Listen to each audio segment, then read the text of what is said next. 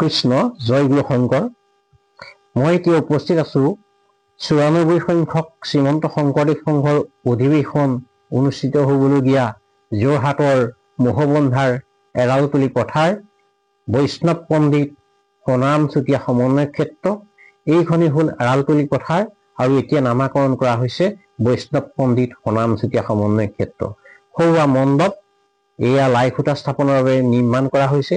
তাৰ কাষতে কাজিৰঙা ইউনিভাৰ্চিটিৰ কেম্পাছ আৰু কাষতে লাগি আছে এয়া ৩৭ নং ৰাষ্ট্ৰীয় ঘাইপথ। এয়া চাউলুং চুকাফাৰ সমন্বয় ক্ষেত্ৰৰ তোৰণ। আমি ৩৭ নং ৰাষ্ট্ৰীয় ঘাইপথৰ পৰা লাই খুঁটা স্থাপন কৰা স্থলীলৈ আমি যাব পাৰিম। খুব সুন্দৰ ব্যৱস্থা আছে। এয়া অধিৱেশনস্থলীত মূল মণ্ডপ এই লাই খুঁটা স্থাপনৰ কাৰণে নিৰ্মাণ কৰা হৈছে আৰু ভকত বৈষ্ণৱ আৰু শ্ৰীমন্ত শংকৰদেৱ সংঘৰ বিষয়ববীয়াসকলে তদাৰক কৰিছে। ইয়াত ১৫,০০০ মানুহ পঢ়িব পাৰিব আৰু এয়া হ'ল ভোজনালয়।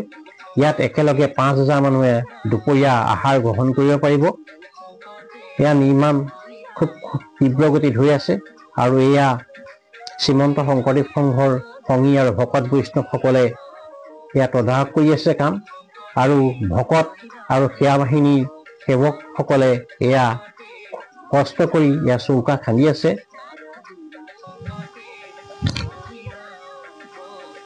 এতিয়া এই মৌবন্ধা এৰালতলী পথাৰ বৈষ্ণৱ পণ্ডিত সোণাৰাম চুতীয়া সমন্বয় ক্ষেত্ৰত উখল মাখল পৰিৱেশ।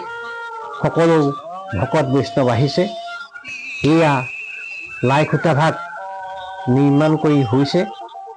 এয়া দেখা গৈছে শ্ৰীমন্ত শংকৰদেৱ সংঘৰ ৯৪ সংখ্যক বাৰ্ষিক অধিৱেশনৰ এয়া লাই খুঁটা। এই লাই খুঁটা ভাগ এতিয়া সেৱা বাহিনীৰ সেৱক আৰু ভকত বৈষ্ণৱসকলে দাঙি নি মাটিৰ দূৰত উলিওৱা লাই খুঁটা স্থাপনৰ বাবে থলীলৈ লৈ যোৱা হ'ব। এয়া সেৱা বাহিনীৰ সেৱক আৰু ভকত বৈষ্ণৱসকলে এয়া কান্ধত তুলি লোৱাৰ অপূৰ্ব দৃশ্য। খুব সুন্দৰকৈ চেৱা গছৰ খুঁটাত এই লাই খুঁটা ভাগ বনাইছে আৰু এয়া সকলোৱে লাই খুঁটা ভাগ কান্ধত তুলি লৈছে। অধিৱেশনৰ থলীত এইভাগ অহা ১৭ নৱেম্বৰত আনুষ্ঠানিকভাৱে মাংগলিক কাৰ্যৰে স্থাপন কৰা হ'ব। সেই উদ্দেশ্যে এয়া তেওঁলোকে সেই অধিৱেশনস্থলীৰ যি ঠাইত লাই খুঁটা স্থাপন কৰা ঠাই সেই ঠাইলৈ এয়া নিবলৈ চেষ্টা কৰিছে। মই এয়া আপোনালোকক দেখাই আছো, চাই থাককচোন।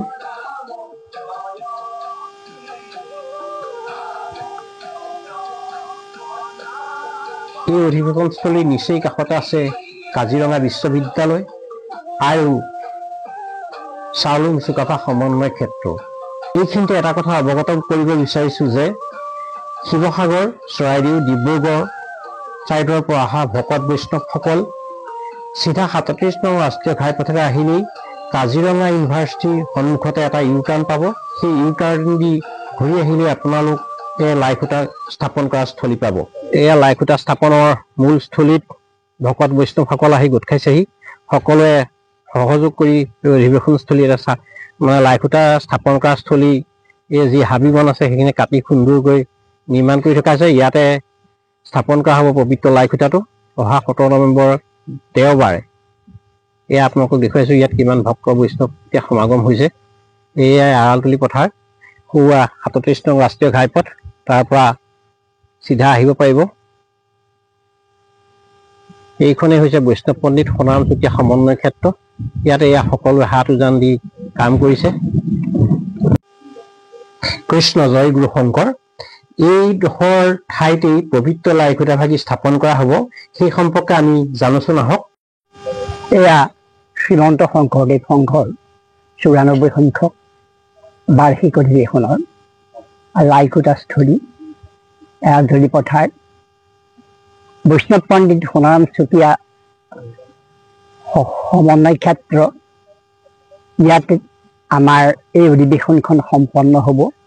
বৰ্তমান এই পথাৰখন কিছু অংশ ধানেৰে আবৃত হৈ আছে।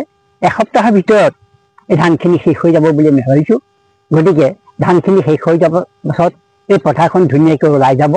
কিন্তু কালিলৈ পৰহিলৈ আমি অৰ্থাৎ 17 নৱেম্বৰ ইয়াতেই আমাৰ অধিৱেশনৰ পবিত্ৰ লাই খুঁটা স্থাপন কৰা হ'ব।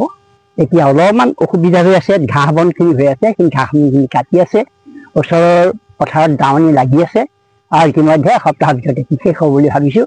আমাৰ কাম সুন্দৰকৈ হ'ব বুলি আমি অনুভৱ কৰিছোঁ। সকলো ৰাইজৰ উপস্থিতি আমি কামনা কৰিছোঁ। জাতি বৰ্ণ ধৰ্ম নিৰ্বিশেষে এই অনুষ্ঠানত যাতে সমস্ত উপস্থিত হয় তাৰ বাবে আমি অনুষ্ঠানৰ তৰফৰ পৰা অনুৰোধ জনাইছোঁ। ধন্যবাদ। কৃষ্ণ জয় গুৰু শংকৰ। এয়া মূল মণ্ডপৰ কাষত আমি লগ পাইছোঁ। এই শ্ৰীমন্ত শংকৰদেৱ সংঘৰ 94 সংখ্যক বাৰ্ষিক অধিৱেশনৰ আদৰণি সমিতিৰ সন্মানীয় সভাপতিবাদ, সম্পাদকবাদ, সমন্বিতে শ্ৰীমন্ত শংকৰদেৱ সংঘৰ বিষয়ববীয়াসকল, তেওঁলোকৰ পৰা জানোচোন আহক এই সম্পৰ্কে। কৃষ্ণ জয় গুৰু শংকৰ। আমাৰ আপোনালোকে ইতিমধ্যে অৱগত যে আমাৰ এই শ্ৰীমন্ত শংকৰদেৱ সংঘৰ এই 94 সংখ্যক বাৰ্ষিক অধিৱেশন ভাগি আমাৰ আমাৰ নৱেম্বৰ 17 তাৰিখে আমাৰ লাই খুঁটা ফুটাৰ যিটো অনুষ্ঠান, এই অনুষ্ঠানটো আমি ইতিমধ্যে বহলভাৱে প্ৰচাৰ কৰা হৈছে। আৰু তাৰ কাৰণে ইতিমধ্যে আপোনালোকে দেখিছে যে আমাৰ ইয়াতে মূল মণ্ডপ, য'ত আমাৰ প্ৰায় 15,000 ভকতে আহি ইয়াতে উপবিষ্ট হৈ আমাৰ এই পবিত্ৰ লাই খুঁটা অনুষ্ঠানটোত অংশগ্ৰহণ কৰিব। লগতে আৰু এই যিসকল ভকত বৈষ্ণৱ আহিব আমাৰ দূৰ দূৰণিৰ পৰা, তেখেতসকলক আপ্যায়ন কৰাৰ কাৰণে আমি ইতিমধ্যে ইয়াতে 4,000 চকী আমি ব্যৱস্থা কৰিছোঁ। তেখেতসকলে বহি আমাৰ এই অনুষ্ঠানভাগ উপভোগ কৰিব পাৰিব।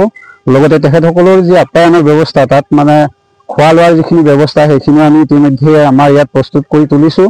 আৰু লগতে আমাৰ ইয়াত আমাৰ মহামান্য পদাধিকাৰ বাব আহিব, প্ৰধান সম্পাদক বাব আহিব, আৰু আমাৰ এই যিখন আমাৰ আদৰণি সমিতি আছে, এই আদৰণি সমিতিৰ 35খন উপ সমিতিয়ে ইতিমধ্যে দিন ৰাতি লাগি তেখেতসকলে এই প্ৰস্তুতি সম্পূৰ্ণ কৰি তুলিছে। আমাৰ মাত্ৰ হাতত আৰু এটা দিন আছে। এই এটা দিনৰ ভিতৰত যি বাকী কাম আমাৰ বাকী আছে, এই গোটেই কামখিনি আমাৰ হৈ উঠি বুলি ভাবিছোঁ। আৰু ইয়াত আমাৰ যথেষ্ট সমাগম হ'ব। আমাৰ ইতিমধ্যে পাৰ্কিঙৰ কাৰণেও আমাৰ বিভিন্ন ঠাইত আমি আমাৰ ব্যৱস্থাখিনি কৰিছোঁ। আমাৰ ইয়াত বিভাগীয় বিষয়াসকল আহিছে। আমাৰ যোৰহাট প্ৰশাসনে আমাক ইয়াত সকলো দিশৰ পৰা সহায় সহযোগ আগবঢ়াইছে। আমাৰ মাননীয় আমাৰ যি কাৰ্যকৰী সভাপতি শ্ৰদ্ধা অজন্তা নেওগ বাইদেউ ইতিমধ্যে আমাৰ সকলো দিশতে চোৱা চিতা কৰি তেখেতসকলে ইতিমধ্যেই তেখেতে আমাক সকলো দিশত দিহা পৰামৰ্শ দিছে। আৰু লগতে আমাৰ ইয়াৰ যিখিনি স্থানীয় ৰাইজ, আমাৰ জাতি ধৰ্ম বৰ্ণ নিৰ্বিশেষে সকলো আহি আমাক ইয়াতে সকলো দিশতে সহায় সহযোগ আগবঢ়াইছে। তেখেতসকলে কায়িক, মানসিক বা আৰ্থিক যেনেকুৱা ধৰণেই হওক আমাৰ সকলো দিশতে আমাক সহায় কৰিছে। ইয়াত ওচৰতে আমাৰ এটা ইটা ভেটা আছে, আমাৰ কাজিৰঙা ইউনিভাৰ্চিটি আছে, বা আমাৰ ইয়াতে এইটো চাউলুং চুকাফাৰ যিখন কলাক্ষেত্ৰ আছে, এই সকলো দিশত তেখেতসকলেও আমাক ইয়াতে সহায় সহযোগ আগবঢ়াইছে। গতিকে আমি ভাবিছোঁ যে আমাৰ যি 17 তাৰিখৰ যিটো অনুষ্ঠান, এই অনুষ্ঠানটো আমাৰ এটা সুন্দৰ অনুষ্ঠান হ'ব। আৰু ইয়াত আমি সকলোকে আহ্বান জনাইছোঁ, সকলোৱে আহক, আহি আমাৰ এই মহৎ অনুষ্ঠানটোত যাতে সকলোৱে সহযোগ কৰি আমাক মানে দিহা পৰামৰ্শ দি সকলো দিশত উৎসাহিত কৰে আৰু এই অনুষ্ঠানটো আমি সফল কৰিব পাৰোঁ, তাৰ কাৰণে মই সকলোলৈ আহ্বান জনাইছোঁ আমাৰ আদৰণি সমিতিৰ ফালৰ পৰা। আমাৰ লগতে আমাৰ ইয়াৰ মাজত উপস্থিত আছে আমাৰ শ্ৰদ্ধাৰ আদৰণি সমিতিৰ সভাপতি ডক্টৰ নবীন বৰা বাব, আমাৰ যোৰহাট জিলা শাখাৰ আমাৰ শ্ৰদ্ধাৰ প্ৰবীণ বৰা বাব আমাৰ মাজত উপস্থিত আছে। উপসভাপতি আমাৰ লগত উপস্থিত আছে আমাৰ আদৰণি সমিতিৰ শ্ৰদ্ধা মুকুল গগৈ বাব, সহকাৰী সম্পাদক। আমাৰ যোৰহাট জিলা শাখাৰ উপদেষ্টা আৰু মূলৰ প্ৰাক্তন সদস্য আছে আমাৰ এই বাজন। তৰুণ সমিতিৰ আমাৰ শ্ৰদ্ধাৰ সভাপতি বাব আছে। আমাৰ বিশেষ যিটো আমাৰ শিবিৰ, এই শিবিৰ পৰিচালনাৰ সভাপতি বাবু আমাৰ লগত উপস্থিত আছে। আৰু বিভিন্ন ৰাইজে আমাৰ ইয়াত আমাৰ যিসকল উপসমিতি আছে, তেখেতসকলে ইতিমধ্যে বিভিন্ন কামত লাগি আছে। গতিকে আমি ভাবিছোঁ যে আপোনালোকৰো এই সহায় সহযোগত আমাৰ এই অনুষ্ঠানটো নিশ্চয় আমি সফলভাৱে ৰূপায়ণ কৰিব পাৰিম। জয় গুৰু শংকৰ। এইখিনি কাম হৈছে। ধন্যবাদ।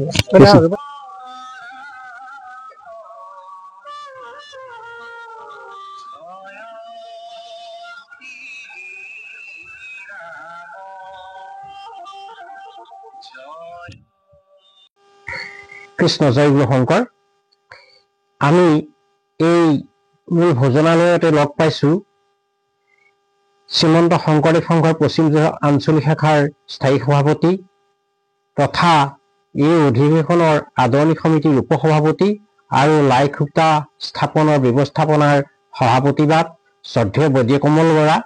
এই বৰা বাপক লগ পাই এই আমাৰ অনুষ্ঠানটো কেনেকে হ'ব সেই সম্পৰ্কে আমি জানিব কৃষ্ণ বিচাৰিছোঁ। জয় গুৰু শংকৰ। ইতিমধ্যে আমাৰ ৯৪ সংখ্যক শ্ৰীমন্ত শংকৰদেৱ সংঘৰ বাৰ্ষিক অধিৱেশনৰ পবিত্ৰ লাইখোলা স্থাপনৰ তাৰিখ ১৭ নৱেম্বৰ দেওবাৰ নিশ্চয় সমাগত হ'ল। ইতিমধ্যে আমাৰ প্ৰস্তুতি সম্পূৰ্ণ কৰি থকা হৈছে। ইতিমধ্যে আমাৰ ইয়াত আমাৰ ব্যৱস্থাপনা সমিতিৰ তত্বাৱধানত বিভিন্ন উপ সমিতিসমূহে কাম কৰি আছে। ইতিমধ্যে আমাৰ মূল মণ্ডপ ভাগ নিৰ্মাণ কাৰ্য চলি আছে।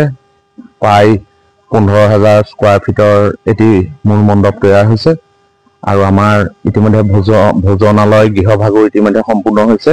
ইয়াত আমাৰ একেলগে ৫০০ আমাৰ প্ৰায় সমস্যাৰ সিদ্ধ গ্ৰহণ কৰিব পাৰিব আৰু লগতে আমাৰ ৰন্ধনশালাৰ কামো চলি আছে। আমাৰ ৩০টা ৰন্ধনৰ চৌকা ইতিমধ্যে আমাৰ ভকত বৈষ্ণৱে ৰন্ধনশাল উপ সমিতিৰ তত্বাৱধানত কাম চলি আছে। ৩০টা আমাৰ চৌকাৰে সৈতে আমাৰ সেইদিনা ৰন্ধন আৰম্ভ হ'ব আৰু আমি ১৫,০০০ প্ৰায় সমস্ত ১৫,০০০ ভকত বৈষ্ণৱক আমি আপ্যায়নৰ ব্যৱস্থা কৰিছোঁ আৰু ইতিমধ্যে আমাৰ পশ্চিম বিহাৰ আঞ্চলিক শাখাৰ অন্তৰ্গত হেজাৰী প্ৰাথমিক শাখাই আমাৰ চাহৰ আপ্যায়নৰ সমস্ত দায়িত্ব লৈছে। তেখেতসকলেও ইতিমধ্যে প্ৰস্তুতি সম্পূৰ্ণ কৰিছে।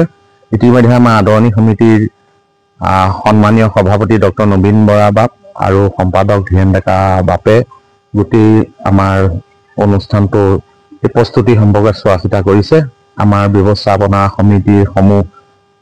সমিতিৰ বিষয়ববীয়া তথা সদস্যসকলেও ইয়াত কৰি আছে আৰু ১৬খন উপ সমিতিৰ সভাপতি সম্পাদকৰ নেতৃত্বত আমাৰ এই গোটেই কৰ্মখিনি আমাৰ প্ৰতিটো বিভাগতে অনাময়ে হওক বা আমাৰ ৰন্ধনশালেই হওক বা ভোজনালয়ে হওক বা তোৰণেই হওক বা বিভিন্ন উপ সমিতিসকলে আমাৰ দায়িত্ব পালন কৰি আছে।